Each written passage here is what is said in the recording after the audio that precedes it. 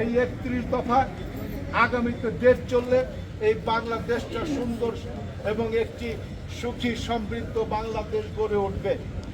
যদি মনে করেন তাহলে সেই বিষয়টা আমি পরে আসবো, কি আপনাদের প্রতি একটা আহ্বান থাকবে সেটা আমি পরে আসতেছি। তার আগে আমি বলতে চাই, আমি জানি এই এলাকায় আমাদের সনাতনী ধর্মের অনেক নাগরিক রয়েছে, অনেক মানুষ রয়েছে, অর্থাৎ হিন্দু ধর্মের অনেক মানুষ, অনেক নাগরিক রয়েছে।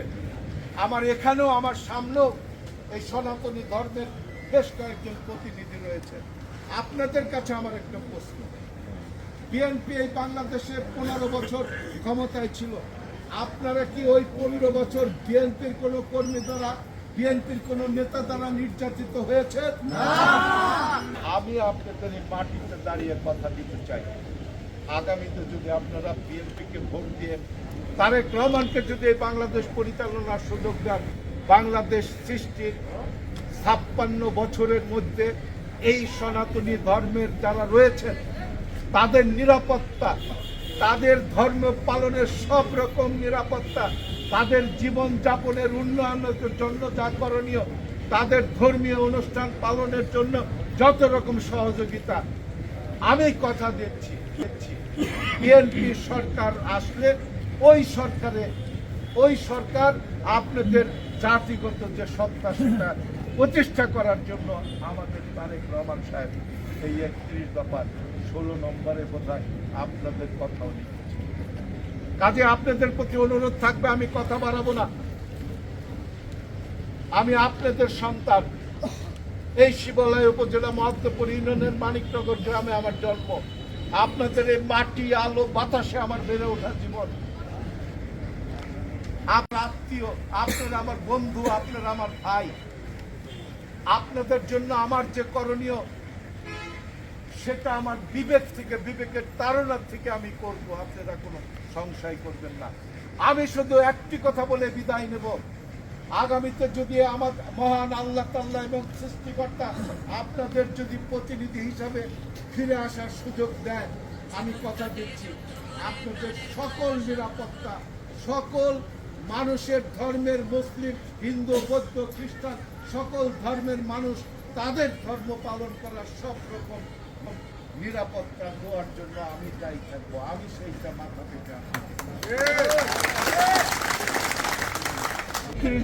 রাস্তায় যে ভ্যান চালায়, রিক্সা চালায়, সারাদিন পরিশ্রম করে যিনি আহার জোগাড় করে, তাদের কথা লেখা রয়েছে। এই 31 দফা যা লেখা রয়েছে সেটা যদি আমরা পালন করি বা এই দফার ভিত্তিতে যদি চলে, আমি আপনাদের কথা দিতে পারি মহান আল্লাহর উপর ভরসা রেখে এই 31 দফার ভিত্তিতে যদি আগামী 5 বছর বাংলাদেশ চলে, ইনশাআল্লাহ এই বাংলাদেশে আর কোনো স্বৈরাচারের জন্ম হবে না। ধন্য মায়ের পূর্ণ সন্তান মোদের জিন্নাহ, দলে দলে আমরা সবাই বিএনপির গান গাই, দলে দলে আমরা সবাই বিএনপির গান গাই। এই দলটিকে দেখতে আমাদের জিন্নাহ ভাই, তাহার তো তুলনা নাই, আমাদের জিন্নাহ ভাই, তাহার তো তুলনা নাই। ধন্য মায়ের পূর্ণ সন্তান মোদের জিন্নাহ ভাই, ধন্য মায়ের পূর্ণ সন্তান মোদের জিন্নাহ ভাই। দলে দলে আমরা সবাই বিএনপির গান গাই, দলে দলে আমরা সবাই বিএনপির গান গাই, দলে দলে আমরা সবাই বিএনপির গান গাই, দলে দলে আমরা সবাই বিএনপির গান গাই।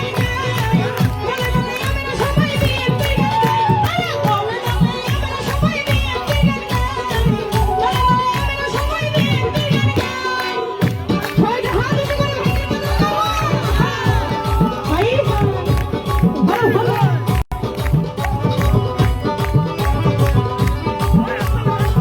ভাই